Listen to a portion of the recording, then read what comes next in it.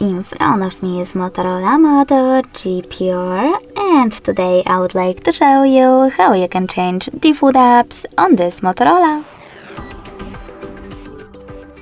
First of all, you need to open Play Store and install your new defaults. I will go with some kind of SMS app and maybe browser. When your apps are ready, go into Settings.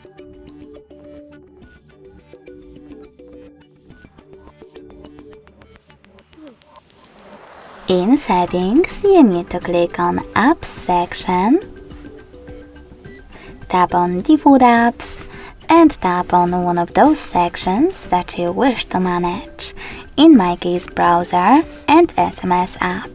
So, for example, when I click on SMS 1, I need to click on SMS Messenger in order to apply it.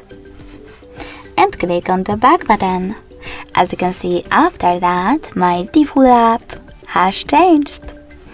Thanks so much for watching. If you enjoyed this video, leave a like, comment and subscribe.